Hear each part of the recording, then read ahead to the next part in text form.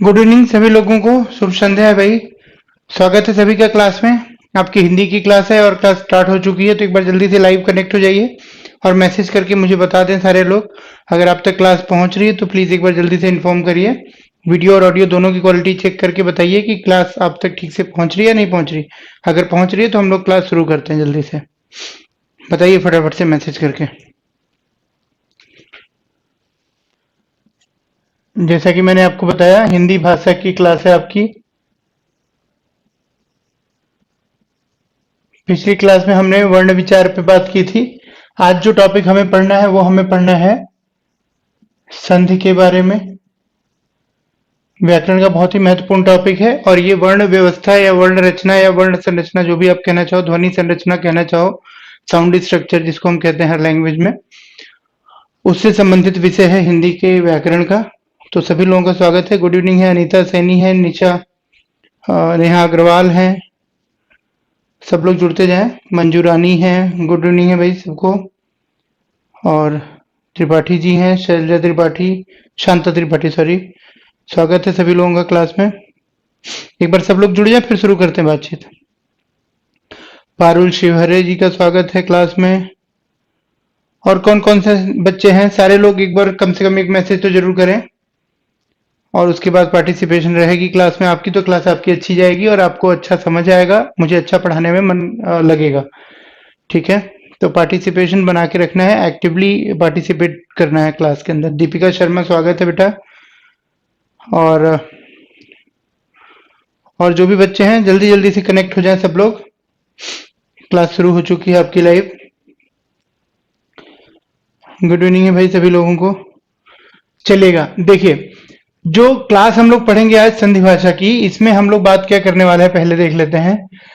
सबसे पहले संधि है क्या, अगर हम देखें कि है क्या, ये कैसे हम डिफाइन करेंगे। अगर कोई प्रश्न ऐसा आ जाए कि भाई परिभाषिक सब प्रश्न आ जाए कि संधि की परिभाषा से संबंधित कोई कथन आ जाए, तो हम कैसे पहचानेंगे कि सही कथन क्या है। तो देखिए सबसे पहले जरूरी बात क्या है कि संधि हम कहते किसको हैं। मैंने बताया कि ये वर्ण रचना से संबंधित विषय है, यानी कि संधि का जो विषय है ये शब्द व्यवस्था से नहीं बल्कि ध्वनि व्यवस्था से संबंधित। ध्वनि या ध्वनि को ही हम लिखित रूप में, लिपि के रूप में क्या कहते हैं, वर्ण या अक्षर कहते हैं। तो हम वर्ण या अक्षर भी लिख सकते हैं इसको। अक्षर रचना या संरचना से संबंधित है, स्ट्रक्चर से संबंधित है। क्लियर हुआ। और जब हम ये बात कर रहे हैं कि ये वर्ण रचना या वर्ण संरचना से संबंधित विषय है, तो इसका मतलब क्या निकल के आता है। इसका मतलब निकल के आता है कि जब भी इसकी डिफिनेशन की बात आएगी, परिभाषा की बात आएगी, तो कहीं ना कहीं हम साउंड स्ट्रक्चर की बात जरूर करेंगे। तो क्या करेंगे, देखो अब कई लोग या कई जगहों पे आपको तुरंत से पढ़ने को मिल जाएगा जो अनस्टैंडर्ड बुक्स होती है कि भाई संधि क्या है। संधि एक तरीके से दो वर्णों के मेल को कहते हैं। कई जगहों पे क्या लिखा मिलेगा, दो वर्णों के मेल को संधि कहते हैं। आप लोग क्या जानते हो, यही जानते हो, सही है या गलत है ये। क्या ये परिभाषा जो मैंने लिखी छोटी सी, दो वर्णों के मेल को संधि कहते हैं, अगर ये हमने लिखा या ये हमने जाना, तो क्या ये कंप्लीट डिफिनेशन बनेगी इसकी। क्या इसको हम सही और पूरी व्याख्या मानेंगे, पूरा परिभाषा इसमें क्या शामिल हो रहा है संधि का या नहीं आ रहा है, ये बताइए आप लोग जल्दी से। अगर हम ये लिखें खाली कि संधि हम कहते किसको है भाई, संधि हम कहते हैं दो अक्षरों के या दो वर्णों के मेल को, तो क्या ये सही है। अगर ये सही है तो कितने लोग कह रहे हैं सही है, एक बार कमेंट करिए। अगर नहीं है तो कितने लोग कह रहे हैं नहीं है, वो भी कमेंट करें एक बारी इस विषय के ऊपर जल्दी से।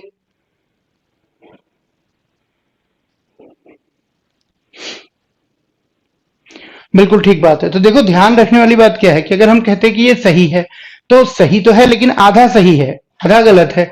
क्यों आधा गलत है, क्योंकि दूसरा प्रश्न तुरंत बनेगा कि अगर यही संधि है तो संयोग क्या है। संयोग भी एक कंसेप्ट है हिंदी व्याकरण के अंदर, तो संयोग को हम कैसे डिफाइन करेंगे, ये सवाल उठ जाएगा दिमाग में। तो हम ध्यान ये रखेंगे कि दो वर्णों के मेल को संधि कहते हैं, लेकिन कंडीशन क्या जोड़ देना है, जहां इस मेल से, इस मेल यानी योग से, जुड़ने से, इनके इस मेल यानी योग से विकार उत्पन्न होता हो। और विकार का मतलब यहाँ पे बीमारी नहीं है, विकार का मतलब आप जानते हो कई अर्थ होते हैं विकार के। यहाँ पे त्रुटि या बीमारी नहीं बल्कि क्या है, परिवर्तन है। ठीक है, जहां इस मेल या योग से विकार या परिवर्तन होता हो। अब एक और बात, जब विकार या परिवर्तन होगा तो विकार या परिवर्तन किसमें होगा ये भी जान लेना जरूरी है। जब भी कोई भी दो अक्षर आपस में मिलेंगे तो उनमें चेंज आ जाएगा। जैसे कहने का तात्पर्य क्या है कि भाई और हमने एक साथ जोड़ा, तो अब कायदे से तो ये होना चाहिए था लेकिन होता नहीं है। होता क्या है, ये तो गलत हो जाता है। होता क्या है, हम जानते हैं कि ये हो जाता है आ, तो ये चेंज हो गया। देखो दो साउंड थे, उनको मिलाकर हमने एक साउंड क्रिएट किया, आ बनाया। तो यहाँ पे हम कह सकते हैं कि विकार उत्पन्न हुआ, लेकिन विकार उत्पन्न हुआ किसमें? क्या केवल उच्चारण में विकार उत्पन्न हुआ? क्या हम बोल रहे थे, अब न बोल के आ बोल रहे हैं? हाँ ठीक है, यानी कि उच्चारण में तो परिवर्तन हुआ, लेकिन क्या केवल उच्चारण में हुआ या इसको लिखने का तरीका भी बदल गया? वर्तनी भी बदल गई, वर्तनी भी बदल गई। तो क्या बदलेगा? देखो, दो चीजें बदलेंगी। जैसे ही हिंदी व्याकरण में या हिंदी के शब्दों में उच्चारण में परिवर्तन होता है, उसकी वर्तनी में भी परिवर्तन हो जाता है, या वर्तनी में परिवर्तन होता है तो उच्चारण में भी परिवर्तन हो जाता है। यही इस भाषा के वैज्ञानिकता का एक सूचक भी है। हम कहते हैं कि हिंदी और संस्कृत जैसी भाषाएं बहुत ही वैज्ञानिक भाषाएं हैं, विज्ञान के नियमों पर आधारित हैं। बहुत ही सोच विचार के बाद, बहुत ही गहन चिंतन के बाद भाषा वैज्ञानिकों ने भाषा को विकसित किया है, तो वो इसी आधार पे है। आई बात समझ में कि प्रत्येक साउंड के लिए, प्रत्येक ध्वनि के लिए अलग चिन्ह है, पिछली क्लास में हमने सीखा था। और जब भी कोई भी उच्चारण बदलेगा तो उसकी स्पेलिंग भी, उसका वर्तनी भी, उसके लिखने का अंदाज भी, तरीका भी, लिपि भी बदलेगी। अंग्रेजी और दूसरी कुछ भाषाओं में ऐसा नहीं है। आप जानते हो अंग्रेजी में एक ही साउंड से कई सारे, एक ही लेटर से कई सारे साउंड्स निकलते हैं, या कई सारे साउंड्स जो है वो कई सारे एक ही साउंड कई सारे लेटर से निकलता है। दोनों चीजें हैं, एक साउंड कई सारे लेटर्स, कई सारे लेटर्स एक ही साउंड। क्लियर हुआ? और एक ही लेटर कई सारे साउंड्स भी। लेकिन यहाँ पे ऐसी बात नहीं है। तो क्लियर है यहाँ तक सबको? ये हो गई आपकी संधि की पूरी परिभाषा। अब इसको एक साथ आप समेट के लिखना चाहें लिख लें, ऐसे ही व्याख्या के रूप में लिखना चाहें वैसे ही लिख लें। ठीक है, ये उदाहरण के तौर पे हमने एक देख लिया। तो क्या हो गया, दो वर्णों के मेल को संधि कहते हैं। जहां इस मेल या योग से विकार या परिवर्तन उत्पन्न हो, यह विकार या परिवर्तन उच्चारण तथा वर्तनी दोनों में होता है। क्लियर हुई बात? अब संयोग किसको कहेंगे? देखो, संयोग में भी दो वर्णों का मेल होगा, लेकिन विकार उत्पन्न नहीं होगा। दो वर्णों का योग हो, किंतु कोई विकार उत्पन्न न हो। किंतु कोई विकार उत्पन्न न हो। विकार का मतलब परिवर्तन, कोई चेंज ना आए, जो जैसा था वैसा ही पढ़ा जाएगा, वैसा ही लिखा जाएगा, लेकिन जुड़ के लिखा जाएगा। कहने का मतलब ऐसा जब होगा तब। जैसे उदाहरण के तौर पे देख लेते हैं, जैसे उपसर्ग वाले बहुत सारे प्रश्न ऐसे बनते हैं। जैसे मान लीजिए पुत्र लिखा, अब पुत्र के पहले हमने क्या जोड़ दिया? कु जोड़ दिया। लेकिन क्या कोई चेंज आया? नहीं आया। कु अलग था, पुत्र अलग था, लेकिन जोड़ के भी लिखा तो क्या लिखा हमने? कुपुत्र ही लिखा। कहीं उच्चारण में कोई परिवर्तन नहीं आया, कहीं स्पेलिंग में कोई चेंज नहीं, बस खाली एक साथ कर दिया, अलग अलग था एक साथ कर दिया। जैसे मान लीजिए हित है, अब हित के पहले हमने स साथ दिया, यानी कि स को जोड़ दिया, तो क्या हो गया? ये सहित हो गया। कोई चेंज हुआ? नहीं हुआ। ऐसे जितने भी उदाहरण आपको देखने को मिलेंगे, यहाँ पे हम क्या मानेंगे कि यहाँ पे संयोग तो हो रहा है लेकिन संधि नहीं हो रही। इतनी बात सबको समझ में आ गई हो तो एक बार जल्दी से हाँ या ना, नहीं आई तो ना, आ गई तो हाँ कह के बता दीजिए फटाफट से। फिर हम लोग आगे अगले चरण पे चलते हैं, संधि के बारे में डिटेल में बात करते हैं।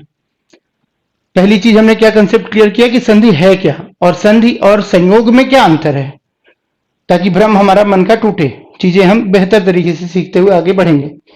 ठीक है, फटाफट से बताइए। क्लियर है भाई सबको? यहां तक की बातचीत लिख लिया आप लोगों ने? मैं हट जाता हूं स्क्रीन से, लिख लीजिए। दिखाई दे रहा है सारा कुछ? कहीं कोई दिक्कत तो नहीं होगी मेरे ख्याल से। फटाफट से लिखिए, नोट करिए, और समझ ना आए तो पूछिए।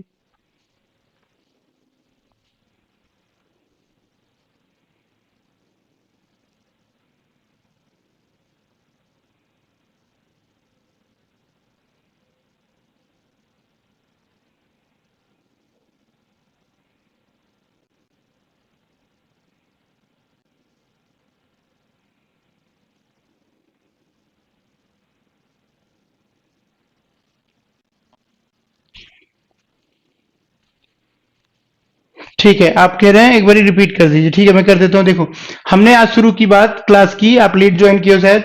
आज की बातचीत हमने कहाँ से शुरू की? हिंदी भाषा की क्लास है, तो हिंदी भाषा में आज का टॉपिक हमारा है संधि। पिछली क्लास में हमने पढ़ा था वर्ण संरचना या ध्वनि संरचना कंप्लीट किया था, जिसमें कि स्वर क्या है, व्यंजन क्या है, उनके अलग अलग प्रकार क्या है, कुल संख्या कितनी है, किस आधार पर बांटा गया है, तमाम सारी बातें हमने कंप्लीट की थी। अब संधि जब हम पढ़ेंगे तो सबसे पहली चीज क्या हमने समझी कि संधि है क्या। अब हमने देखा कि संधि को हम डिफाइन करेंगे या परिभाषित करेंगे दो वर्णों के मेल के रूप में, यानी कि दो वर्णों के मेल को संधि कहते हैं। यहाँ पे मैंने आपसे पूछा कि क्या ये कंप्लीट इंफॉर्मेशन है, क्या ये पूरी जानकारी दे रही है परिभाषा। तो हमारे मन में एक प्रश्न आया कि अगर यही पूरी जानकारी है तो संयोग क्या है? संधि और संयोग क्या एक ही चीजें हैं फिर? तो नहीं, अलग अलग कंसेप्ट हैं, अलग अलग संकल्पनाएं हैं, संप्रत्यय हैं। तो फिर हमने देखा कि भाई दो वर्णों के मेल को या योग को संधि कहते हैं, लेकिन तब कहते हैं जब इस मेल या योग से कोई ना कोई विकार उत्पन्न होता हो। और यहाँ पे विकार का मतलब परिवर्तन है, क्योंकि विकार एक बहुलार्थी शब्द है, अनेकार्थी शब्द है, कई अर्थ होते हैं इसके अलग अलग संदर्भों में। एक अर्थ इसका रोग भी होता है, एक अर्थ इसका त्रुटि या गलती भी होती है, एक अर्थ यहाँ पे परिवर्तन भी है। तो परिवर्तन वाले अर्थ में अब जब हमने देखा कि परिवर्तन होगा तो कैसे होगा, जैसे दो साउंड हमने देखा अ और अ जोड़ा हमने, तो कायदे से तो ये ऐसे ही लिख दिया जाना चाहिए था, प्लस का निशान हट जाना चाहिए था, है ना। लेकिन नहीं लिखा गया, लिखा कैसे गया? आ के रूप में। तो यानी कि लिखने में भी परिवर्तन हुआ, और उच्चारण जब करेंगे तो अ न बोल के हम आ बोल रहे हैं, यानी कि उच्चारण में भी परिवर्तन हुआ।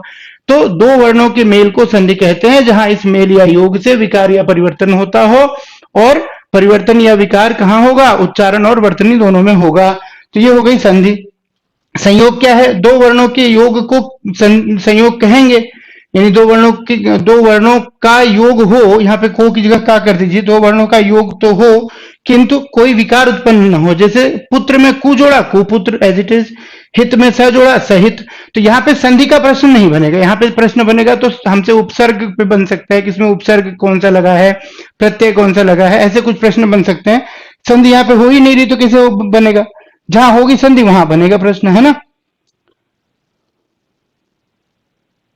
लास्ट क्लास का क्वेश्चन दीपिका को पूछना है तो भाई दीपिका आप पूछ सकते हो, लेकिन लास्ट में पूछेंगे, है ना। अभी जो टॉपिक चल रहा है उसको कंप्लीट करते हैं, फिर पूछ लीजिएगा, आप नोट कर लीजिए, अपने पास रख लीजिए।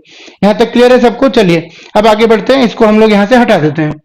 अब हम देखते हैं संधि को हम कैसे पढ़ेंगे, संधि के बारे में आगे क्या जानना है हमें। ठीक,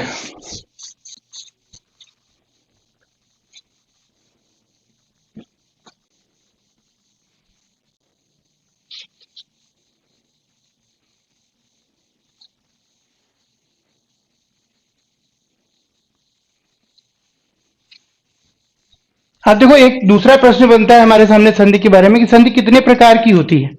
तो संधि के प्रकार अगर हमें सीखने हैं तो इसका भी अलग से कुछ सीखने की जरूरत नहीं है हमें। जो हमने वर्ण रचना या जो हमने इसके पहले ध्वनि संरचना पढ़ी है ना, उसी पे समझ में आ जाएगा। अभी हमने जब इसके पहले ध्वनि संरचना पढ़ी थी तो हमने पढ़े थे तीन, मतलब मुख्य रूप से दो प्रकार के अक्षर पढ़े थे। कुछ को हमने कहा था स्वर, और कुछ को हमने क्या कहा था? व्यंजन कहा था। याद है सबको ये बात? जरूर याद होगी। अच्छा, जो स्वर थे इसमें हमने एक तरफ तो लघु स्वर दीर्घ स्वर बांटा ही था, एक हमने सब क्लासिफाई किया था अयोगवाह ध्वनियों के रूप में। अब अयोगवाह ध्वनियों में भी हमने पुनः क्या किया था? देखो, अनुस्वार एक अक्षर को कहा था अंग को, और विसर्ग कहा था दूसरे अक्षर को, यानी कि अह को। अनुस्वार जो है वो तो नासिक के व्यंजन के साथ भी बोला जाता है, पढ़ लिया जाता है, तो व्यंजन का ही हिस्सा बन जाता है बाद में। लेकिन विसर्ग रह गया कहीं ना कहीं। तो जो ये अह वाली ध्वनि थी विसर्ग वाली, ये रह गई एक, जो अलग रह गई, क्योंकि अनुस्वार को तो नासिक के व्यंजन के तौर पे हम किसी भी व्यंजन के ऊपर बिंदु लगाकर बोल लेते हैं। जैसे कि अगर हम बात करें अंग की, तो अंग को हम कहीं भी अगर म के बाद ना आ गया या स के बाद ना आ गया तो हम इसको इस तरीके से लिख के दिखा देते हैं, तो इसका तो काम चल जाता है हमारा व्यंजन में, लेकिन इसका नहीं चल पाता। और स्वर में तो स्वर है ही। तो अब देखो संधियां कितनी बन रही हैं एक स्वर की, क्योंकि स्वर वाले अक्षर जब जुड़ेंगे तो क्या चेंज आएगा, उससे बनेगी स्वर संधि। दूसरी विसर्ग की, कि विसर्ग वाला जो अक्षर है अह, अगर इसके आगे पीछे कोई भी जो है व्यंजन या स्वर जुड़ गया, या इसके बाद कोई व्यंजन या स्वर आ गया, तो क्या कोई चेंज हो रहा है? अगर हो रहा है तो वहां पे भी एक संधि बनेगी। तो कौन सी वाली बनेगी? विसर्ग संधि बनेगी। और तीसरा कौन सी बनेगी? व्यंजन संधि बनेगी। तो बड़े आसानी से आप इस सवाल का जवाब दे सकते हो संधि के प्रकार का। कैसे? एक आप बोल सकते हो कि भैया स्वर संधि होती है, जहां पे स्वर वाले अक्षर आपस में जुड़ते हैं और उनसे कोई ना कोई परिवर्तन होता है। दूसरी होती है हमारी व्यंजन संधि, जहां पे व्यंजन यानी कि कंसोनेंट जो हमने पढ़े थे, कुल कितने पढ़े थे व्यंजन हमने 39, और कुल स्वर कितने पढ़े थे 13, टोटल कितने पढ़े थे 52, साउंड्स के आधार पे कितने पढ़े थे 45। क्लियर हुआ? जिसमें से 4 हमने क्या माइनस कर दिया था 52 में से, संयुक्ताक्षर, संयुक्त व्यंजन, है ना, जिसमें कि श्र, त्र, ज्ञ और क्ष, ये 4 संयुक्त अक्षर हमने माइनस किए थे, तो 52 में से 4 गए, बचे 48, और 3 हमने माइनस किए थे, यही 2 अयोगवाह ध्वनियों वाले अक्षर अंग और अह, क्योंकि एक को अनुस्वार कहते हैं, दूसरे को विसर्ग कहते हैं। बचे कितने? 48 में से 2 गए 46। एक और हमने माइनस किया था, कौन सा? री वाला स्वर, क्योंकि री को पुनः हम व्यंजन के तौर पे र में ई की मात्रा लगाकर बोल सकते हैं, लिख सकते हैं, तो उसको भी हम मूल स्वर के रूप में या मूल ध्वनि के रूप में नहीं गिन रहे हैं, एक ही गिन रहे हैं 2 की जगह, है ना। तो अल्टीमेटली ये हमने पढ़ा है। तो व्यंजन, और तो इस हिसाब से क्या हो जाएगी, एक हो जाएगी हमारी स्वर संधि, एक हो जाएगी व्यंजन संधि। तीसरी क्या हो जाएगी जो मैंने यहां बताई आपको, वो हो जाएगी विसर्ग संधि। तो सीधा सीधा उत्तर अगर प्रश्न ऐसा पूछ दिया गया कि संधि कितने प्रकार की होती है, बड़ा सरल सरल सा प्रश्न है ये, और आपका 1 नंबर यहाँ पे क्या हो गया, पक्का हो गया। बोलो भारत माता की जय, है ना।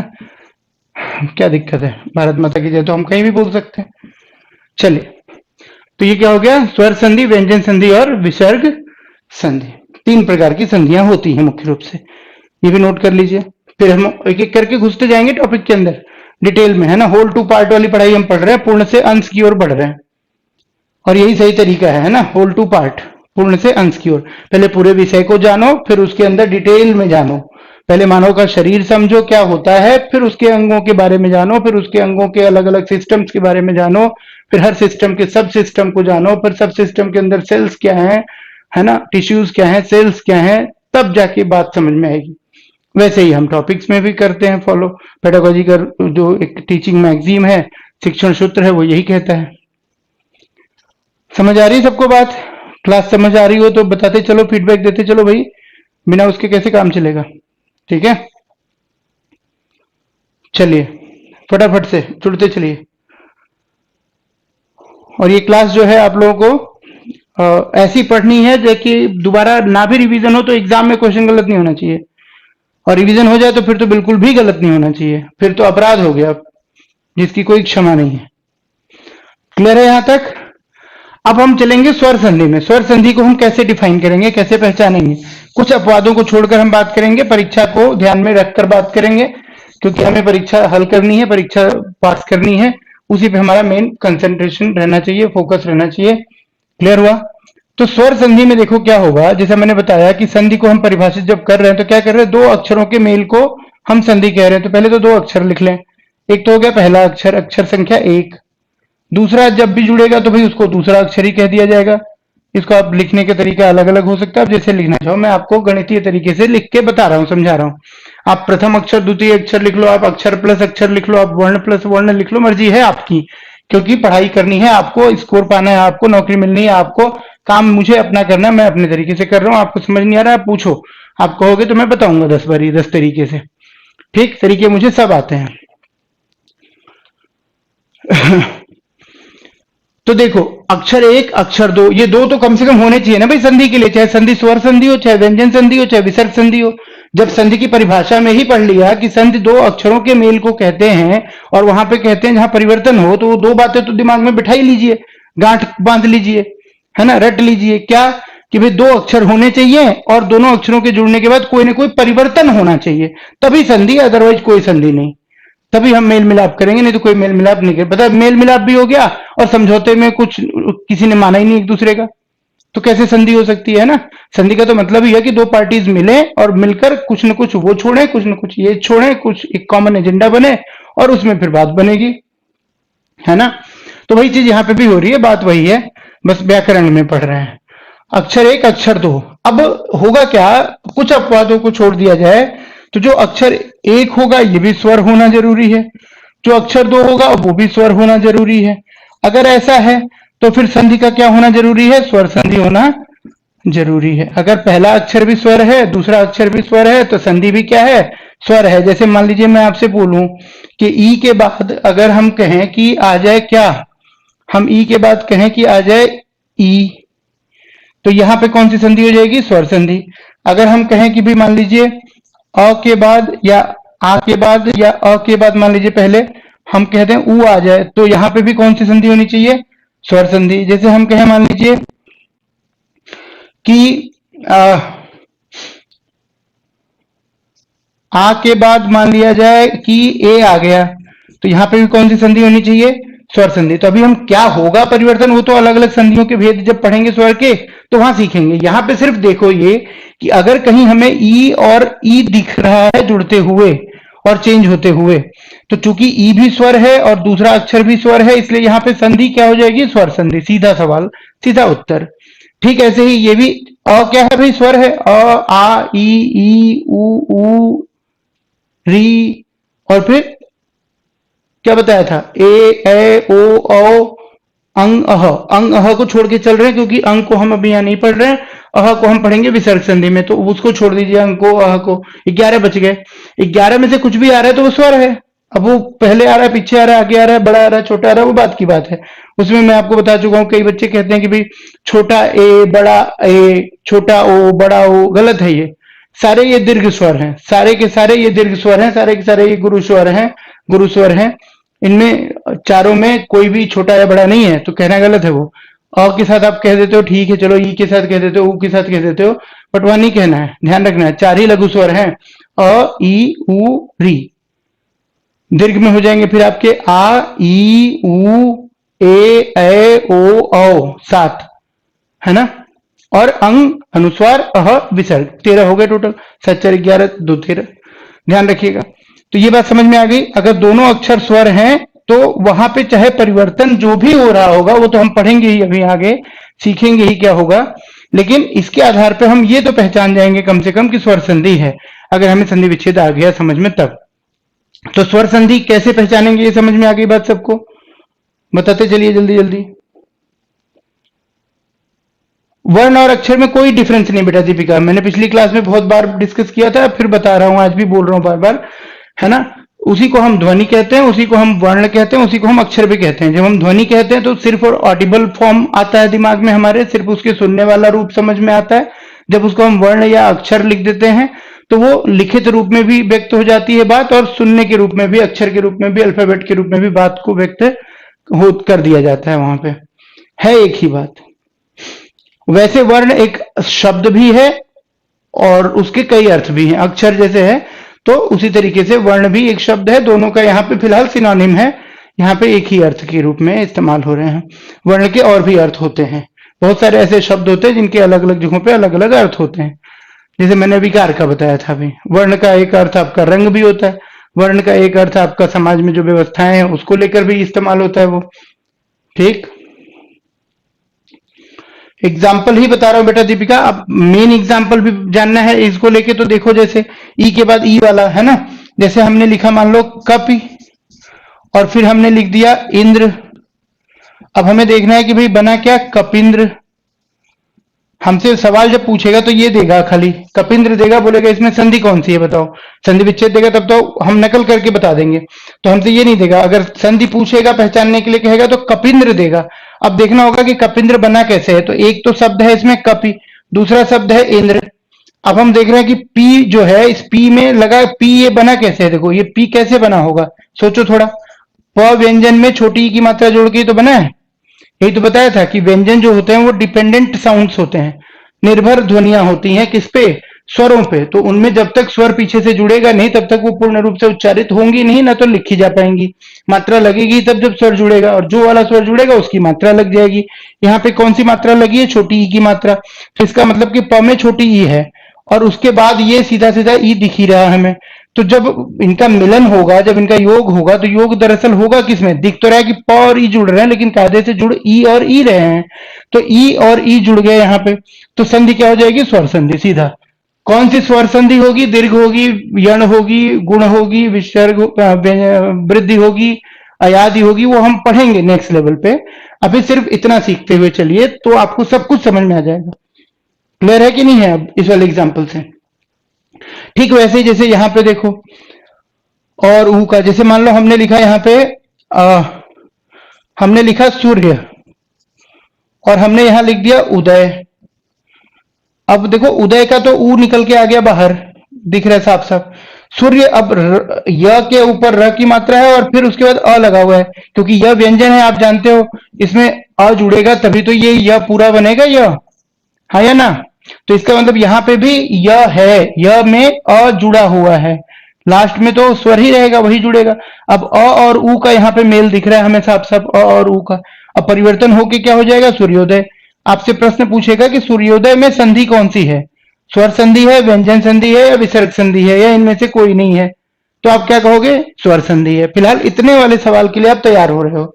अब उसमें अगर एक विकल्प दे देगा कि दीर्घ स्वर है, गुण स्वर है, या अयादि स्वर संधि है, या फिर यण स्वर संधि है, तो वो अभी हम पढ़ेंगे स्वर संधि के भेद, तब सीख जाओगे आप। अभी फिलहाल इस पे चलो कि स्वर संधि पहचानना हो व्यंजन विसर्ग और स्वर में से, तो हम पहचान लेंगे या नहीं पहचान लेंगे। अगर पहचान लेंगे तो बताओ हाँ पहचान लेंगे, अगर नहीं पहचान पाओगे तो और बताऊं, और तरीके से समझाऊं, बताइए फटाफट।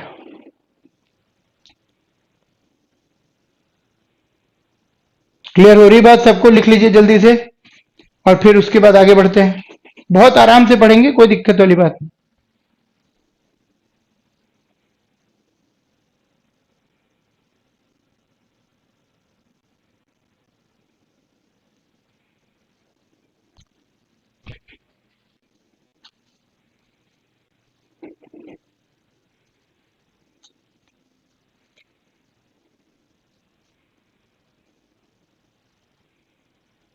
चलिए क्लियर है, बहुत बढ़िया, सुंदर।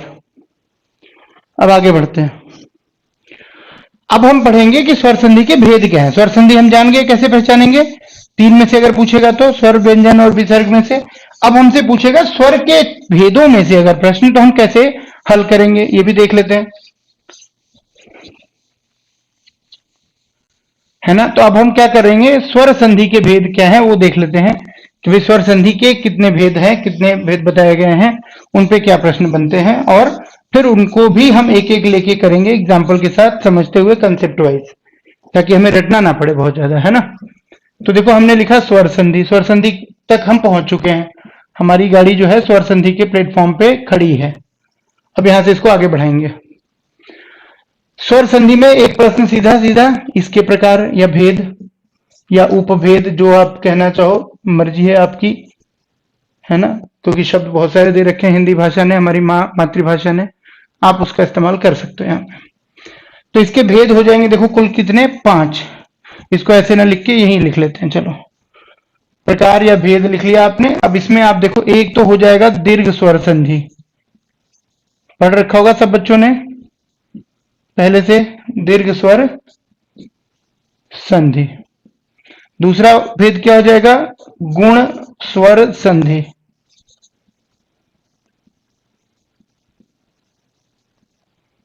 तीसरा क्या हो जाएगा, यण स्वर संधि लिख लीजिए।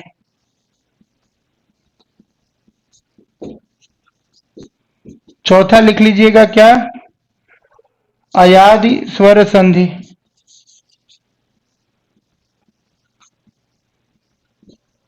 बहुत ही सरल भाषा है, बहुत ही सरल विषय है, बहुत ही सरल टॉपिक भी है ये, तो समझने में कहीं कोई दिक्कत नहीं है, अगर कायदे से वैज्ञानिकता के आधार पर पढ़ा जाए तब। हाँ, अगर रट्टा मारने के ऊपर जाएंगे, सूत्रों के प्रयोग करेंगे, बहुत ज्यादा कंसेप्ट को नहीं समझेंगे, तो गलती करने का चांस पूरा रहेगा।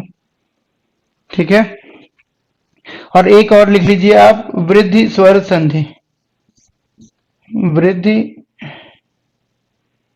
स्वर संधि। तो कुल कितने भेद आपको बताने हैं स्वर के या स्वर संधि के, 5 भेद, 1 2 3 4 और 5 भेद हो गए स्वर संधि के।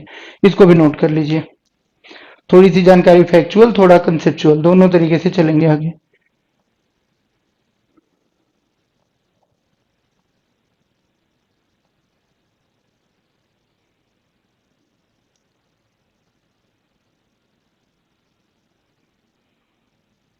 यस दीपिका, जब दो वर्ण मिलेंगे तब तो वो शब्द भी बन सकता है, वर्ण के रूप में भी रह सकता है।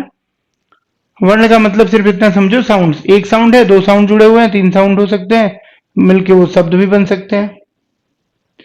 वर्ण में मैंने वहां पे बताया था कि वर्ण कहने का या अक्षर कहने का मतलब है कि भाई आप स्वर या व्यंजन दोनों के लिए प्रयोग कर सकते हो। सिर्फ स्वर अगर बोलते हो तो सिर्फ उन 13 वर्णों के लिए प्रयोग कर सकते हो, व्यंजन बोलते हो सिर्फ उन बचे हुए 39 अक्षरों के लिए प्रयोग कर सकते हो व्यंजन। लेकिन दोनों 52 के लिए प्रयोग करना है तो आप उनको वर्ण या व्यंजन कह के एक साथ समेट सकते हो एक में, क्योंकि जितने भी अक्षर हैं वो सब के सब अक्षर है ही हैं। ठीक है। अब एक चीज और देखो कि जब संधि भाषा हम पढ़ेंगे, संधि पढ़ेंगे टॉपिक मतलब हिंदी भाषा का, तो इस पे प्रश्न पूछने का रूप क्या क्या रहेगा, प्रश्न किस तरीके से पूछे जाते हैं हमसे, प्रश्नों का स्वरूप रहता है क्या। देखो तो प्रश्नों का स्वरूप एक तो रहेगा कि हमसे सही संधि विच्छेद पूछा जाएगा। 4 संधि विच्छेद दिए जाएंगे जिसमें से कि एक गलत दे दिया जाएगा, सॉरी एक सही दे दिया जाएगा, 3 गलत दिया जाएगा, वही सही वाला हमें विकल्प चुनना रहेगा। अगर सही संधि विच्छेद पूछा है तब, गलत संधि विच्छेद पूछेगा तब तो सवाल नहीं बन पाएगा, क्योंकि एक ही सही संधि विच्छेद हो सकता है, एक से ज्यादा हो नहीं सकता। तो सही संधि विच्छेद बताओ, एक सवाल ये हो सकता है। कौन सी संधि है, ये हो सकता है कि भाई एक शब्द दे दिया जाए जुड़ के लिखा हुआ, जैसे मैंने कपिंद्र बताया था, जैसे मैंने आपको एक और एग्जांपल दिया सूर्योदय का, ऐसे तमाम और भी एग्जांपल हो सकते हैं। नदीश हो सकता है, महेश्वर हो सकता है, महेश्वर हो सकता है, औषधालय हो सकता है, तमाम हो सकते हैं। तो वो देकर आपसे पूछा जाएगा कौन सी संधि है, संधि पहचानो। उसमें भी 2 तरीके के सवाल, एक तो पहला ही मैंने बताया कि भाई आपसे विकल्प में देगा ही खाली स्वर, व्यंजन और विसर्ग, और पूछेगा एक बताओ, तो मोटे मोटे लेवल पे आपको पता है तो आप पहचान लोगे। एक होगा कि ये भेद वाले में से 4 विकल्प दे देगा और फिर आपको चुनना पड़ेगा, तो फिर एक एक की डिटेल हमको याद रखनी होगी और उसको समझ के चलना होगा, तो हम ये भी आंसर कर लेंगे, बहुत बड़ी मुश्किल बात नहीं है। ठीक है।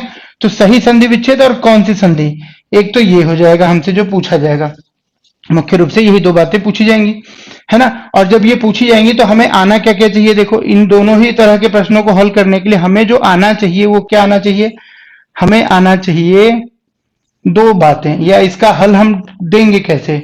इन प्रश्नों के उत्तर देने के लिए हमें ध्यान किस पे रखना है, हमें ध्यान रखना है एक तो सबसे पहले संधि की जो हम विषय की जानकारी प्राप्त कर रहे हैं, नियम पढ़ रहे हैं, इन नियमों को ध्यान रखना है। दूसरा शब्द के अर्थ को जानना है, क्योंकि बिना शब्द के अर्थ को जाने तो हिंदी का कोई भी टॉपिक हम नहीं हल कर सकते, ना पैराग्राफ हल कर सकते हैं, ना तो त्रुटि वाले प्रश्न हल कर सकते हैं, ना तो इनकरेक्ट सेंटेंस वाले प्रश्न हल कर सकते हैं, शुद्ध वाक्य वाले, ना तो हम पर्यायवाची, ना विलोम शब्द, ना मुहावरे, ना लोकोक्तियां, कुछ भी नहीं कर सकते हैं। तो भाई भाषा है तो शब्दों का अर्थ तो हमें हर एक टॉपिक में जरूरत पड़ेगा, समास होगा तो भी, संधि होगा तो भी, उपसर्ग होगा तो भी, प्रत्यय होगा तो भी, कोई भी चीज होगा तब भी, है ना, देशज विदेशज कुछ भी पूछ दिया जाएगा। तो शब्दार्थ हो गया पहला, एक शब्दार्थ, एक हो गया नियम, और तीसरी चीज क्या होगी, देखो सही वर्तनी, ये भी यहाँ पे चेक हो जाता है कहीं ना कहीं देखा जाए तो, क्योंकि जैसे मैंने बताया कि भाई 3 सही संधि विच्छेद पूछेगा, 4 संधि विच्छेद दिए जाएंगे। सही संधि विच्छेद कैसे पकड़ोगे, जब आपको सही कही सही सही स्पेलिंग आती होगी, सही स्पेलिंग आती होगी, जिस वाले संधि विच्छेद में सही स्पेलिंग दिखेगी वही सही संधि विच्छेद है। नहीं तो नियमों के आधार पर जाओगे तो कई बार क्या होगा कि भाई एक से ज्यादा विकल्प होंगे जो नियमों के आधार पर सही संधि विच्छेद लग रहे होंगे, लेकिन सबके एक से ज्यादा सही संधि विच्छेद हो ही नहीं सकता, ऑब्जेक्टिव टाइप क्वेश्चन है, आप जानते हो। तो कैसे पता चलेगा, जब हम उसकी सही स्पेलिंग जानेंगे। जैसे कि मैंने अभी अभी आपको बताया था, एक एग्जांपल दे देता हूं, जैसे कपि जमा इंद्र है, एक विकल्प में ये भी होगा, पूछेगा कि कपिंद्र का सही संधि विच्छेद बताओ, कपिंद्र का सही संधि विच्छेद, एक विकल्प दे देगा ए में मान लो कपि जमा इंद्र, एक विकल्प दे देगा बी में मान लो कपि जमा इंद्र, एक विकल्प दे देगा मान लीजिए सी में कपि जमा इंद्र, और एक दे देगा आपको डी में मान लीजिए कपि जमा इंद्र। अब देखो नियमों पे अभी जाएंगे, अभी हम पढ़ेंगे नियम इसका, है ना, दीर्घ संधि का, तो हम देखेंगे कि नियमों के आधार पे तो सब सही होंगे। नियम के आधार पे अगर हम इसकी जांच करने पे निकलेंगे ना, तो नियम पर तो सब सही लगेंगे हमें, बट क्या सब सही हो सकते हैं, क्या ये प्रश्न फिर वैलिड रह जाएगा। नियमों पर जाएंगे तब तो सब सही है, लेकिन क्या नियमों पर सब सही होने के बावजूद भी क्या इसको हम सही मान सकते हैं, नहीं मान सकते। क्यों, क्योंकि नियमों पे भी सही होना चाहिए और सही स्पेलिंग भी होनी चाहिए और सही अर्थ भी निकलना चाहिए। वो कहाँ निकलेगा, यहाँ, क्योंकि कपिंद्र कहते हैं किसको, जो बंदरों के राजा हैं, जिसे मान लीजिए हनुमान जी के लिए इस्तेमाल होता है, तो अब कपिंद्र अगर हम बोल रहे हैं तो हमें पहले तो अर्थ पता हो कि कपि जमा इंद्र बन रहा है। इंद्र मतलब एक तरीके से राजा के तौर पे इस्तेमाल होता है ना। देवेंद्र कहते हैं देवों के राजा इंद्र। और कपि बोल दिया हमने किसको, बंदर की प्रजाति के को एक तरीके से कह लीजिए, या किसी भी बानर को। लेकिन यहाँ पे एक मूल अर्थ कुछ और है, वो बात अलग है, वो हम शब्दों के अर्थ में जब जाएंगे, जब हम समास वगैरह पढ़ेंगे, बहुब्रीहि समास वगैरह, तब सीखेंगे। अभी मैं कंफ्यूज नहीं कर रहा आपको। ठीक, तो कपि हमें पता हो गया, इंद्र हमें पता हो गया। तो अब हमें ये पता होना जरूरी है, पहला तो अर्थ हमें पता हो गया, तो एक जानकारी हमें है तो हम आगे बढ़ गए। दूसरा नियम हमें पता होना चाहिए कि भाई छोटी ई के बाद छोटी ई आता है तो बड़ी ई हो जाती है, बड़ी ई के बाद छोटी ई आता है तब भी बड़ी ई हो जाती है, छोटी ई के बाद बड़ी ई आता है तब भी बड़ी ई हो जाती है, बड़ी ई के बाद बड़ी ई आता है तब भी बड़ी ई हो जाती है। तो नियम पता है, लेकिन चारों में अप्लाई हो रहा है और चारों सही दिख रहे हैं। तो नियम पता तो है और होना भी चाहिए, लेकिन सिर्फ नियम और शब्द के अर्थ के आधार पर भी अभी भी सही उत्तर हमें नहीं मिल रहा। तो तीसरी चीज क्या चाहिए, सही वर्तनी। अब अगर हमें कप लिखना आता है, उच्चारण आता है, लिखना आता है, वर्तनी और उच्चारण दोनों हमें पता है इसके, तो हम गलती नहीं करेंगे, क्योंकि हम कपि नहीं बोलते, क्या बोलते हैं, कपि। इंद्र नहीं बोलते, इंद्र बोलते हैं। ईश्वर में देखो ईश्वर बोलते हैं, ई में हम जोर लगाते हैं, ई में हम ज्यादा ऊर्जा खर्च करते हैं। यही तो दीर्घ स्वर की निशानी बताई थी मैंने, कि जब हम किसी भी स्वर को बोलने में एक से ज्यादा मात्रा का समय व्यय करें, या एक से ज्यादा मात्रा को बोलने में लगने वाली ऊर्जा का खर्च करें, तो वहां पे दीर्घ स्वर है वो। तो ईश्वर, ईश्वर अल्लाह तेरो नाम कहते हैं, ईश्वर नहीं बोलते, गलत है वो। लेकिन इंद्र, इंद्र, इंद्र, ई पे हम बहुत रुक नहीं रहे हैं, एक ही साउंड के बराबर का समय ले रहे हैं, इसलिए ये छोटी ई की मात्रा होगी। और यहां पे भी कप ही हम बोल रहे हैं, कपी नहीं बोल रहे हैं। जैसे नदी बोलते हैं, नदी नहीं बोलते हम। कभी कहते हैं कि नदी नहा के आ रहा हूं, नहीं, क्या बोलते हैं, नदी नहा के आ रहा हूं, या नदी में नहाने जा रहा हूं, नदी में नहाने जा रहा हूं, ये थोड़ी बोलते हैं, नदी में नहाने जा रहा हूं। तो दी पता लग रहा है कि बड़ी होगा नदी में, लेकिन कप में कपी नहीं होता, क्या होता है, कपी। तो जब ये पता होगा तो हमें पता चल जाएगा कि भाई this is my right option. तो तीनों चीजों की जानकारी जब तक नहीं होगी, तब तक प्रश्न का उत्तर हमारा क्या होगा, गलत होगा। ध्यान रखना है इस बात को भी। तो ये यहां तक आपको सबको समझ आ गया कि स्वर संधि के भेद कितने हैं, और संधि को हल करने में प्रश्न क्या क्या पूछे जाएंगे, और उनको पूछे जाने के क्रम में हमें क्या आना चाहिए, जिससे कि हम इन सभी प्रश्नों को बना लें। और साथ साथ यहां तो इसका फायदा मिलेगा ही मिलेगा, साथ ही जब हमें सही वर्तनी वाले प्रश्न अलग से बनाने को मिलेंगे, एक दो दो तीन जो भी, तो वहां भी इसका फायदा मिलेगा। जब शब्दार्थ वाली बात कहीं आएगी पैराग्राफ में, या कहीं गद्य में, गद्यावतरण में, या अन्य कहीं भी, अन्यत्र कहीं भी, तो वहां पे भी हमको इसका फायदा मिलेगा। और नियम का फायदा तो संधि में मिल रहा है, और कहीं मिले ना मिले, मिल भी सकता है इनडायरेक्टली, क्योंकि सब चीजें कनेक्टेड है, जुड़ी हुई हैं। तो इतना ही बात हमें सीखने को मिली अभी तक। अगर आपको मिली सीखने को, तो आप इसको कमेंट करके मुझे बताएं, और इसको जल्दी से नोट डाउन कर लें, फिर हम लोग आगे बढ़ते हैं। तब तक मैं थोड़े कमेंट्स देख लेता हूं, ठीक है, चलिए।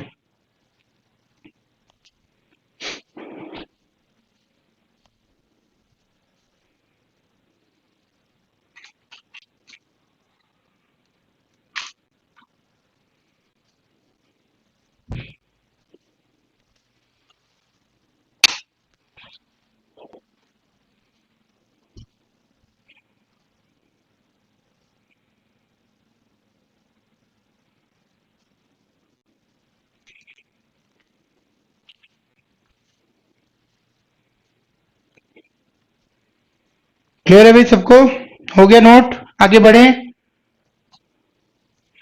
आप सबसे पूछ के ही आगे बढ़ना है, ऐसे तो बढ़ना नहीं है ना। चलिए, सही है, सबको समझ आ रही है बात। कहीं कोई देखने में दिक्कत हो रही है तो बता दो। एक वो लाइट ऑफ हो गई जिसका रिफ्लेक्शन आ रहा था, किसी बच्चे ने बोला था।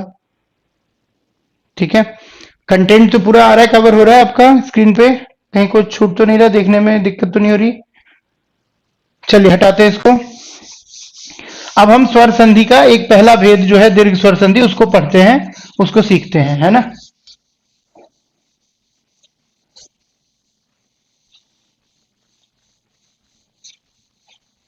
दीर्घ स्वर संधि, ये क्लास आपकी है तो ऑनलाइन, लेकिन देखो जो तरीका हम अपनाते हैं ऑनलाइन क्लास में, जिसकी वजह से आपसे हम ज्यादा फीस भी लेते हैं थोड़ी सी औरों की तुलना में, वो सिर्फ इसलिए क्योंकि आपकी पूरी इंगेजमेंट हमें क्लास में चाहिए ऑफलाइन की तरह।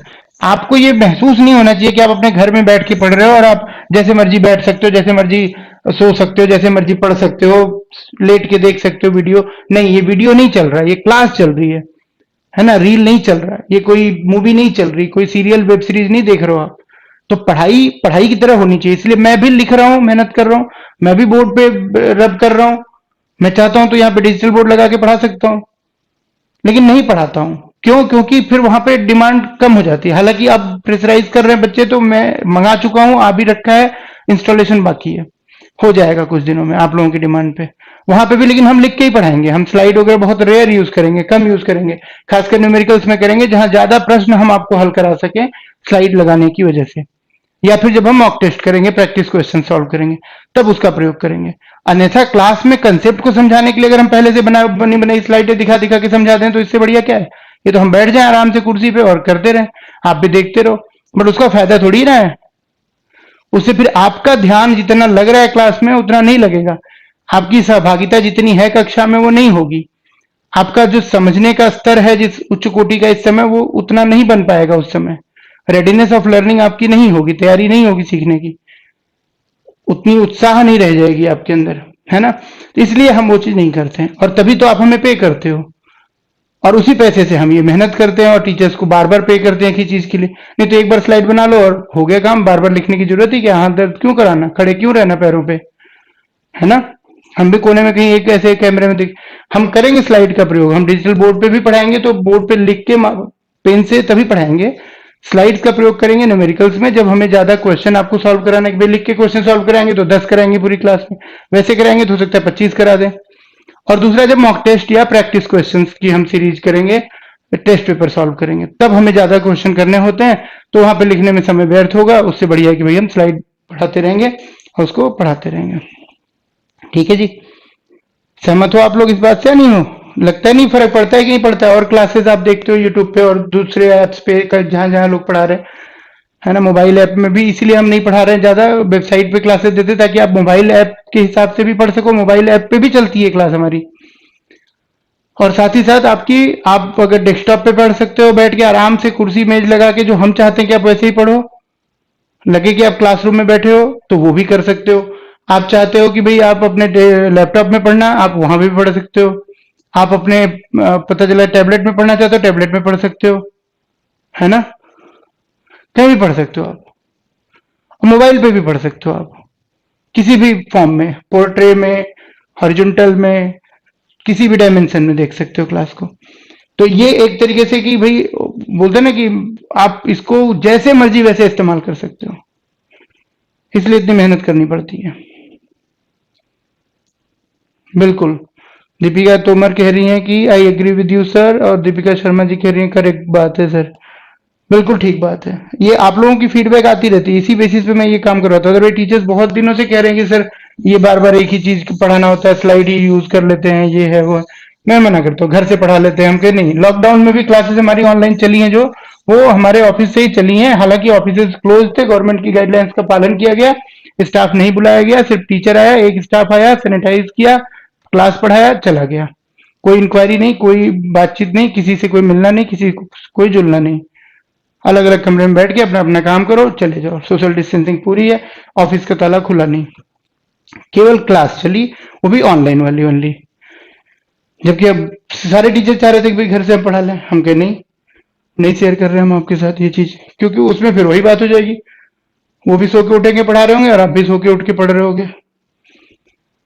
पढ़ाई और पढ़ने में अंतर तो होना चाहिए ना, कि भाई लगे कि पढ़ रहे हैं हम पे करके, मेहनत करके।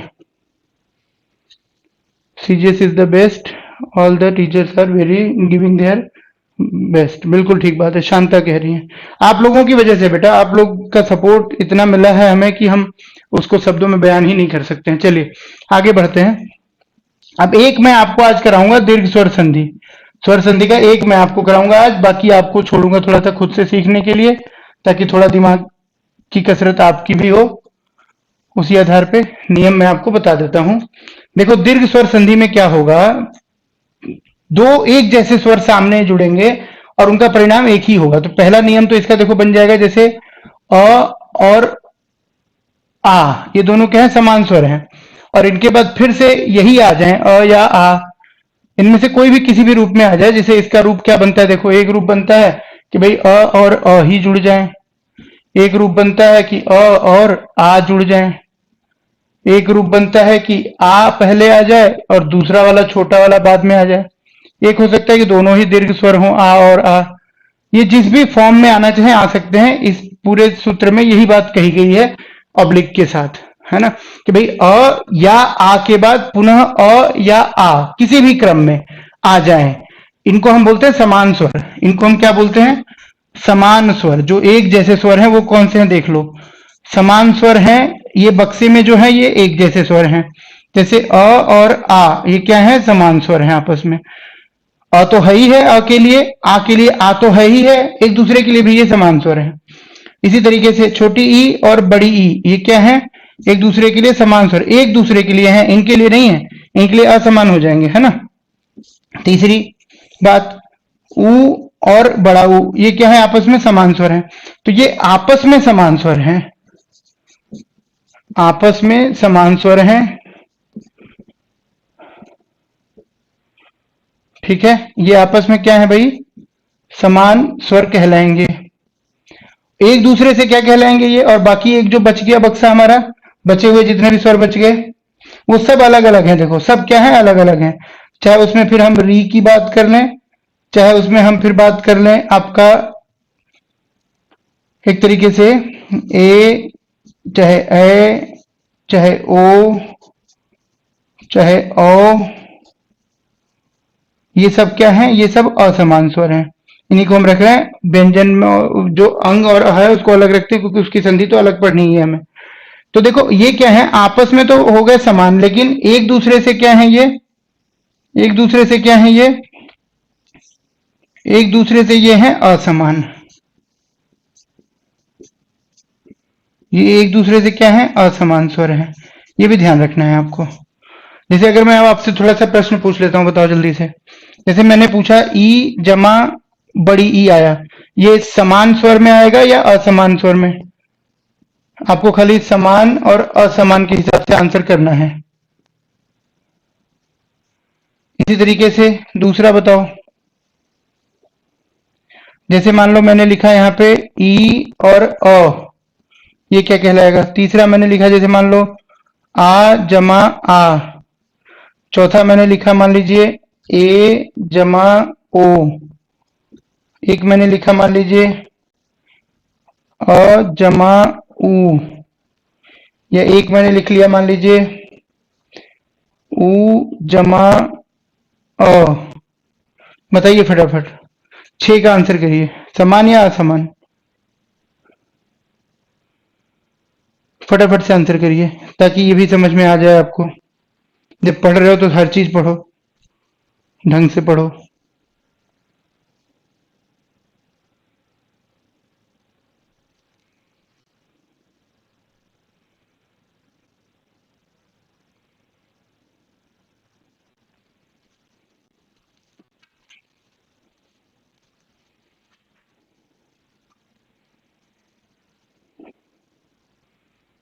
आगे आगे बात समझ में सबको क्लियर है? देखो अब ई और ई मैंने क्या कहा था कि ई और ई आपस में क्या है, समान है, तो इसका तो उत्तर बिल्कुल समान हो गया, ठीक। अब दूसरा क्या है, ई और अ। अब मैंने कहा था कि ई और ई आपस में तो समान है, ई के लिए ई के लिए बड़ी ई, बड़ी ई के लिए बड़ी ई, बड़ी ई के लिए ई, लेकिन आपस में तो समान है, लेकिन एक दूसरे से क्या है, असमान। तो इसका आंसर क्या हो जाएगा, असमान हो जाएगा, ये वाला करेक्ट हो जाएगा। इसी तरीके से ऊ और ऊ यहाँ पे दिया हुआ है समान है, लेकिन यहाँ पे तीसरा विकल्प क्या है, आ और आ। तो आ और आ भी क्या हो जाएंगे, एक ही तो है, दो तो है नहीं, एक ही है, तो आपस में तो समान ही होगा ये भी, तो ये क्या हो जाएगा, समान हो जाएगा। ए और ओ, अब देखो मैंने बोला था कि ए ओ ये समान नहीं है आपस में, होता तो मैं इसके आगे भी तो समान स्वर लिखता, बॉक्स में नहीं रखा इसको इसीलिए क्योंकि ये भी अलग अलग भी आपस में असमान ही हैं एक दूसरे के। आई बात समझ में? तो इसको भी हम क्या करेंगे, ए और ओ को असमान मानकर चलेंगे, समान नहीं मानेंगे। अ और उ असमान हो जाएगा, समान नहीं होगा। क्यों? क्योंकि भाई अ इस बक्से का है, उ इस बक्से का है, तो कैसे हो सकता है? उ और अ उल्टा हो गया, इसका उ इसका अ, बात तो वही है। चाहे आप इधर से कान पकड़ो चाहे उधर से कान पकड़ो, ये भी असमान ही होगा। समझ में आ गया सबको? सही सही है सबका? समान असमान, समान असमान, असमान असमान, बहुत बढ़िया बहुत बढ़िया। सारे बच्चों के सही, अंकिता का भी और अश्विनी का भी, नेहा का भी,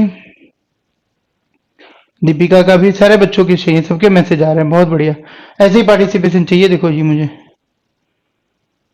थोड़ा नीचे लिख दिया है लेकिन दिख रहा होगा आपको, है ना? चलिएगा, यहां तक क्लियर हो गई बात। अब जैसे हमने एक नियम लिखा वैसे ही दो नियम और लिख लीजिए इसके,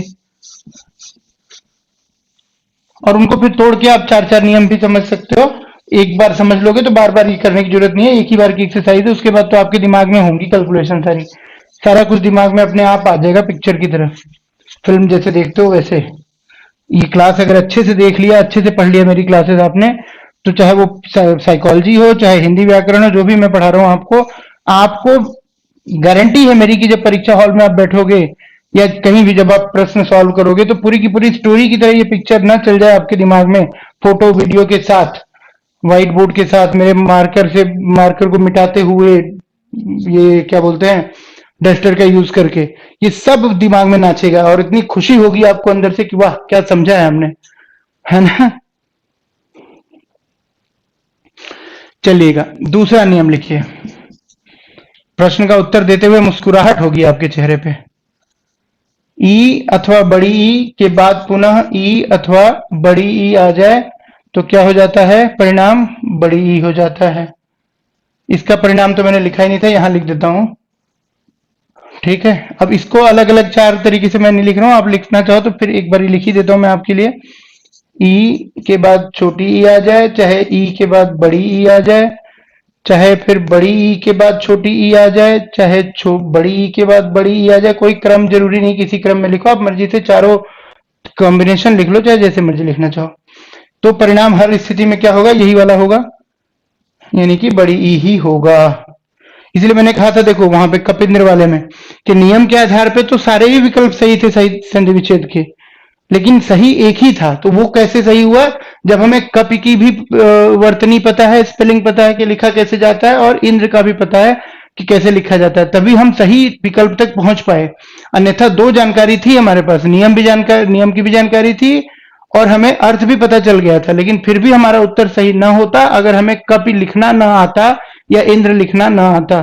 तो इसीलिए बहुत जरूरी होता है बेसिक लेवल से, इसलिए बच्चों को लिखना सिखाया जाता है, आलेख सुलेख के खूब सारे अभ्यास करवाए जाते हैं, ताकि उसको एक तो सुंदर लिखना भी आ जाए और उससे ज्यादा जरूरी है कि सही लिखना आ जाए, सही पढ़ना आ जाए, उच्चारण सही हो जाए और वर्तनी शुद्धता भी उसके अंदर हो। इसलिए प्रतियोगी परीक्षाओं में भी, कॉम्पिटिशन्स में भी वर्तनी शुद्धता के सवाल पूछे ही जाते हैं, है ना? बिल्कुल। फर्स्ट रूल में आ आएगा, सेकेंड रूल में ई आएगा। दीपिका कह रहे हैं आई एम हैप्पी। ठीक है भाई, अब तीसरा नियम, ये दूसरा वाला लिख लिया आपने, तीसरा नियम मैं यहां लिख लेता हूं ताकि आपको देखने में दिक्कत ना हो बार बार, क्यों आपके साथ मैं ज्यादती करूं, है ना? ऊ और ऊ के बाद पुनः ऊ और ऊ आ जाए तो क्या होगा भाई? तो होगा ये कि आपको पता ही है क्या होगा, बड़ा ऊ हो जाएगा। इसको भी चार हिस्से में बांट के देख लो, ऊ छोटा ऊ, बड़ा ऊ, बड़ा ऊ, फिर छोटा ऊ, बड़ा ऊ, फिर बड़ा ऊ, ये हो गई बात। परिणाम हर स्थिति में बड़ा ऊ ही होना है। हर स्थिति में क्या होना है भाई? बड़ा ऊ ही होना है। यही इसके तीन नियम है जिसको आपको ध्यान में रखना है। संस्कृत व्याकरण पढ़ते हैं, संस्कृत की दीर्घ व्यवस्था पढ़ते, दीर्घ स्वर संधि पढ़ते, तो हम इसमें री का भी पढ़ते, हम उसमें री का भी पढ़ते, लेकिन हिंदी वर्णमाला में उन शब्दों को हमने छोड़ रखा है। री का सिर्फ रखा हुआ है, लेकिन उसका भी हमने दीर्घ और लघु दोनों रूप रखा नहीं है, तो समान स्वर है नहीं, तो उसमें दीर्घ स्वर संधि हम पढ़ेंगे नहीं। और री तो हमने छोड़ ही दिया संस्कृत का, संस्कृत के पास, कि भैया तुम अपने पास रखो, हम ल में री लगा के काम चला लेंगे, एक नया अलग से हमें स्वर नहीं चाहिए। मराठी वगैरह में आज भी प्रयोग होता है वो। ठीक, लिख लिया सबने रूल्स ये तीनों? अब एक पे मैं एक्सरसाइज करवाता हूं आपको, बाकी के आपको करने हैं।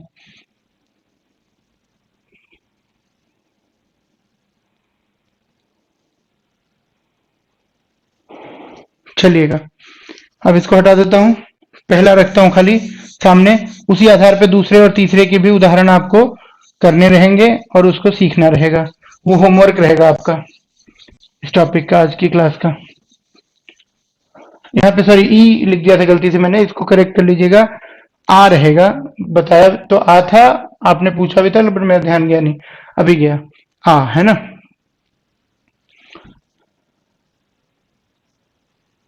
अब जैसे देखो, पहले पहले नियम पे एक एक तो मैं आपको वैसे ही दे दूं। अ और अ वाला जहां मिलता हो पहले उसको देखते हैं। तो एक लिखते हैं हम पहले, जैसे मान लो यहाँ पे वेद जमा अंग।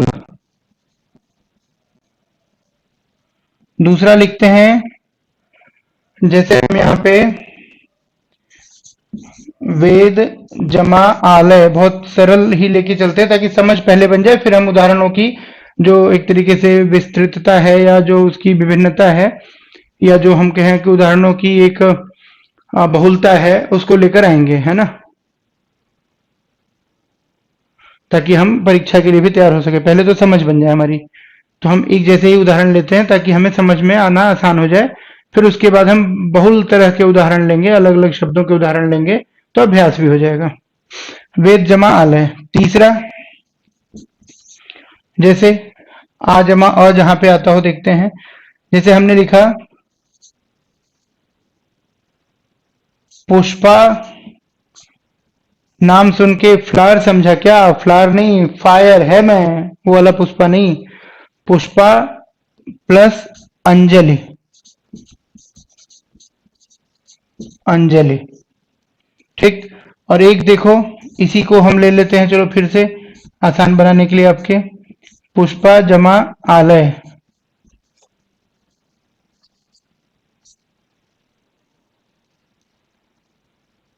ठीक। अब देखो कि भाई वेद जमा अंग लिखा, तो मैंने बताया था ना कि द लिखने का मतलब ही हो गया कि भाई द पूरा लिखा गया है, ना तो टांग तोड़ी गई, ना हलंत लगाया गया, ना तो इसके लिए संकेत का प्रयोग किया गया। इसका मतलब कि द पूरा लिखा गया, और द है व्यंजन, तो पूरा तभी लिखा जा सकता होगा जब द हलंत के बाद अ लगा होगा। अ क्यों? क्योंकि यहाँ पे अ का स्वर आ रहा है। अगर ई होता तो ई हो जाता, ऊ होता तो ऊ हो जाता। तो जो भी स्वर इसमें है वो स्वर यहाँ कहीं ना कहीं जरूर दिख है लगा हुआ, भले हमें अलग से लिखा हुआ नहीं दिख रहा, क्योंकि ये तो इनकी चारित्रिक विशेषता है व्यंजनों की कि वो स्वर के साथ जुड़कर ही पूरे होते हैं। जिस वाले स्वर के साथ जुड़ते हैं उस वाले की मात्रा इसमें लग जाती है और उस वाले का साउंड ये क्रिएट करने लगते हैं। तो द बोलेंगे तो अ का साउंड ही तो जाके समाप्त होगा, अब ही तो रुकेंगे हम। तो साउंड से समझ में आ गया। मात्रा अ की यही होती है कि भाई पूरे अक्षर को पूरा लिख दो, उसके नीचे का हलंत हटा दो, या अर्ध संकेत में मत लिखो अगर अर्ध संकेत विकसित है तो भी। जैसे कि क लिख दिया, मतलब कि क में अ है। नहीं होता तो क्या लिखते? या तो हम क के नीचे हलंत लिखते, या तो हम क का अर्ध रूप लिखते। ये नहीं लिख रहे, ये नहीं लिख रहे, इसका मतलब है कि यहाँ पे अ है। आ होता तो का होता, ई होता छोटी ई तो इधर से होता, बड़ी ई होता तो इधर से होता, कु होता तो कु होता। ये बात तो अब आपको समझ में आ ही चुकी होगी बार बार समझाने के बाद, ठीक। तो एक चीज यहां समझ के आ गई कि यहाँ पे कहीं ना कहीं अ है, और इसके तुरंत बाद जो अक्षर जुड़ रहा है वो है अ। दूसरा भी अंग है, हालांकि तो मैंने बताया था कि अंग वाला अनुनासिक के रूप में आ जाता है, तो वो ग के साथ प्रोनाउंस हो जाएगा। इसको हम अलग से नहीं पढ़ेंगे, स्वर संधि और व्यंजन संधि में ही ये शामिल हो जाएगा। विसर्ग को हम अलग से विसर्ग संधि में पढ़ेंगे। अब देखो, इसीलिए इसको मूल स्वर में गिनते भी नहीं है अंग को, क्योंकि अ के ऊपर मॉडिफिकेशन है ये न का, ठीक। अब ये अ और अ हमें दिख गया। अब मैंने आपको बताया था कि संधि पे सवाल आएगा तो पहला तो यही जानना है कि भाई दो अक्षर होने जरूरी है, पहला अक्षर दूसरा अक्षर है कि नहीं है, जुड़ रहे हैं आपस में। अब देखना होगा कि ये पहला भी स्वर है अगर और दूसरा भी स्वर है अगर, तो ये संधि कौन सी हो जाएगी? तो हम कहेंगे ये स्वर संधि हो जाएगी। क्या ऐसा हो रहा है? हाँ जी हो रहा है। अ भी है, ये भी अ है, दोनों स्वर हैं, तो स्वर संधि हो गया। अब तीसरा ये देखना था कि स्वर संधि में जो दीर्घ स्वर संधि हम पढ़ रहे हैं उसका नियम यह है कि जब दो समान स्वर आपस में जुड़ते हैं, और समान स्वर का कॉन्सेप्ट क्या है मैंने बता दिया कि अ समान है, आ समान है, ई समान है, ई बड़ी ई भी समान है, आपस में एक दूसरे से भी समान है, ये अ और आ, ई और ई, उ और ऊ भी समान है, लेकिन उसके बाद सब एक दूसरे से क्या होंगे, अलग अलग हो जाएंगे, असमान हो जाएंगे। तो तीसरा नियम दीर्घ स्वर संधि का यह है कि समान स्वर होने चाहिए। अब अ और असमान है कि नहीं है, तो हम कहेंगे जी बिल्कुल समान है, तो यहाँ पे संधि कौन सी हो गई, दीर्घ स्वर संधि हो गई। अब इसका संधि क्या होगा, ये सवाल लास्ट बच गया, ये कैसे होगा, तो नियम से होगा। नियम क्या कह रहा था कि अगर दो समान स्वर आपस में जुड़ेंगे तो उसी स्वर का दीर्घ हो जाएगा। अब ये भी हमें रट के जाने की जरूरत नहीं है, नियम पता है तो हम बना लेंगे, कंसेप्ट क्लियर है तो। कंसेप्ट क्या है कि अगर दीर्घ स्वर पहले तो मैं तो फिर से एक बार रिपीट करता हूं आपको, बहुत कंसेप्चुअली जो आपने अभी तक पढ़ा वो कैसे अप्लाई कर रहे हो कि आपका आंसर निकल के आ रहा है तुरंत। देखो, आपने पढ़ा था संधि, जिसमें आपने पढ़ा था कि दो अक्षर जुड़ने चाहिए और उनके जुड़ने से कोई परिवर्तन होना चाहिए। देखते हैं, वेद और अंग जब भी जुड़ेंगे तो दो शब्द जुड़ रहे हैं, इनके अक्षर भी तो आपस वाले नजदीक वाले जुड़ रहे हैं। अगर दो सीट हम जोड़ेंगे सोफे की, दो सीट इधर, तो दो सीटर सोफा इधर, दो सीटर सोफा इधर, और उनको हमने जोड़ के एक साथ चिपका दिया, तो उस सोफे के इस वाली सीट पे, लास्ट सीट पे, और इस सोफे की पहली सीट पे जो भी बंदे बैठे हुए थे वो भी तो जुड़ेंगे आपस में। तो जब भी दो शब्द जुड़ेंगे दो अक्षर जुड़ेंगे नजदीक वाले। तो जब ये वेद शब्द अंग शब्द से जुड़ेगा तो वेद का द, अंग का अ आपस में नजदीक आके जुड़ जाएंगे, तो दो अक्षर जुड़ गए। अब द जुड़ा तो ये तो समझ में आ गया कि भाई इसमें स्वर रहता है, अंत में व्यंजन के रूप में दिखता है, लेकिन है स्वर कौन सा है वो पता लग जाएगा मात्रा से और साउंड से, अ है। तो अ और अ दो अक्षर मिल गए हमें, तो इसका मतलब संधि हो रही है और परिवर्तन भी हो रहा है, क्योंकि अ न पढ़ के हम इसको वेदांग पढ़ रहे हैं। वो देगा प्रश्न में आपको हमेशा ही, जब भी सवाल पूछेगा संधि विच्छेद का तो, या संधि पहचानने का तो, ठीक है। तो हमें पता चल गया कि विकार भी हो रहा है और दो अक्षर भी जुड़ रहे हैं। अब देखना था कि स्वर है, व्यंजन है या विसर्ग है। अगर दोनों स्वर है तो स्वर है, ये भी हमने देख लिया कि है, और ये स्वर है। अब देखना था कि स्वर में कौन सा स्वर है, तो फिर हमने पढ़ा था कि दो समान स्वर आपस में जुड़ेंगे अगर, तो उसी समान स्वर का दीर्घ वाला स्वर इसका परिणाम के रूप में आएगा। और अगर ऐसा होगा तो ये इसी को दीर्घ स्वर संधि कहते हैं, कि दो समान स्वर मिले और दीर्घ हो गया तो दीर्घ स्वर संधि हो गई। तो संधि कौन सी है ये भी बता सकते हैं, संधि होगी क्या जुड़कर, शब्द क्या बनेगा वो भी बता सकते हैं, संधि विच्छेद क्या है वो भी बता सकते हैं, स्वर संधि है कि नहीं है, विसर्ग है या व्यंजन है वो भी बता सकते हैं, स्वर संधि के भेदों में दीर्घ है, गुण है या अयादि है, यण है, वो भी बता सकते हैं। अब हम किसी भी तरह के प्रश्न को हल कर सकते हैं जो अभी तक हमने सीखा है, अगर वो दिमाग में हमारे बैठ गई है बात तब। तो इसका परिणाम क्या हो जाएगा, वेदांग। और हुआ क्या, देखा जाए कायदे से इस तरीके से, तो आ हो गया, दोनों को मिल गया मिला के। इसका अ दोनों देखो आ के रूप में, आ की मात्रा लग गई कि नहीं लग गई, और जो बाकी था जैसे का तैसा लिख दिया गया है। द भी रह गया, द के बाद अब अ था, उसको आ कर दिया, इधर वाला अ गायब हो गया, इसी आ में शामिल हो गया, वो इंक्लूड हो गया ऑटोमेटिकली, और ऊपर का बिंदु और ग एज इट इज लिख दिया गया, वेदांग हो गया।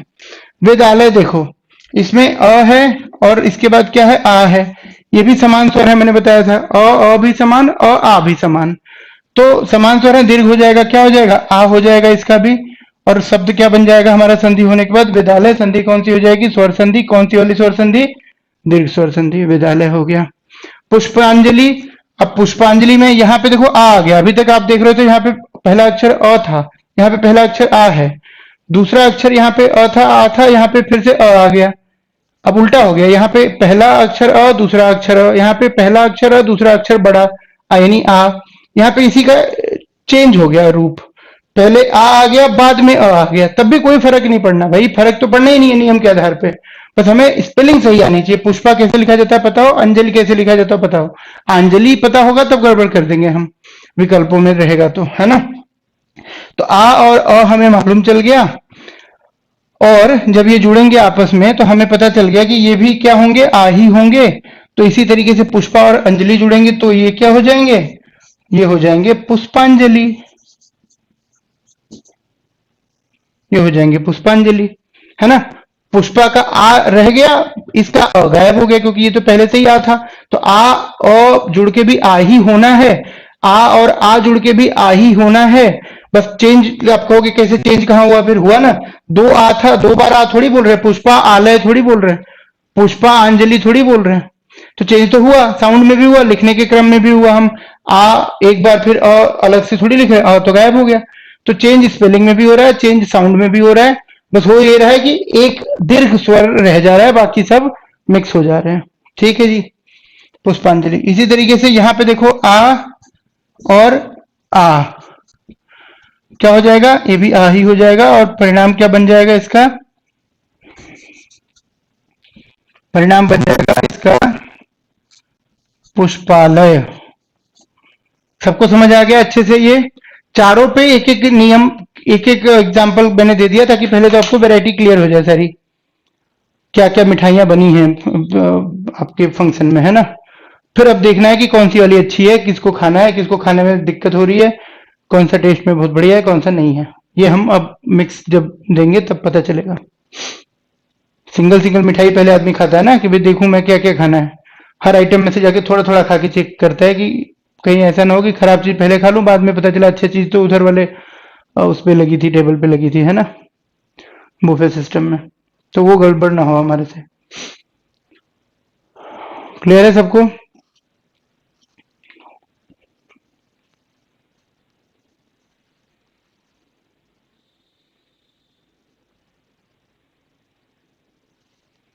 चलिए, क्लियर है तो अच्छी बात है भाई, इससे बढ़िया क्या हो सकता है। अब कुछ मैं आपको देता हूं सवाल इसी पे, मिक्स वाले। यहाँ पे मैं बताऊंगा नहीं कि कौन सा नियम लग रहा है अ का ही। ई वाला ऊ वाला आपको होमवर्क है, उसके बाद अगली संधि हम लोग अगली क्लास में पढ़ेंगे। इसके मिक्स सवाल मैं आपको दे देता हूँ 10-12, फटाफट से लिख लीजिए। इसको करके आना है आपको। जहां पे मैं संधि विच्छेद करके दूंगा वहां संधि करना है, जहां संधि दूंगा वहां संधि विच्छेद करना है। ठीक, जैसे मैंने लिखा वेदांत, जैसे मैंने लिखा मताधिकार। 10 तारीख था कल, वोट पड़े हैं गाजियाबाद में, इलेक्शन चालू हो गए हैं, है ना। तो मताधिकार का प्रयोग करना है सबको इस इलेक्शन में भी, और हर इलेक्शन में करना चाहिए जो जो योग्य मतदाता हैं। मताधिकार हो गया। इसी तरीके से एकाधिकार, एकाधिकार। इसी तरीके से दीपावली। इसी तरीके से लिख लीजिए 5वां मतांध। एक लिख लीजिए स्वार्थ। एक लिख लीजिए वाचन जमा आलय। अब इसमें आपको संधि करनी है, संधि विच्छेद ऑलरेडी दे दी मैंने, बाकियों में संधि विच्छेद करना है। वाचन जमा आलय,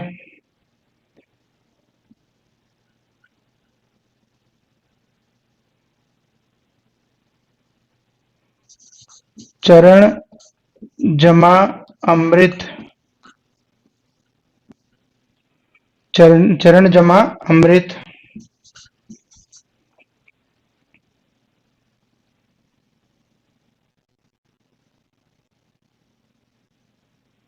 जैसे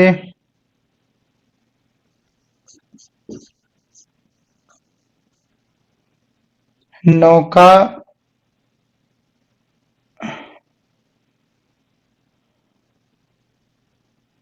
यन, इसका करना है। जैसे रामायण,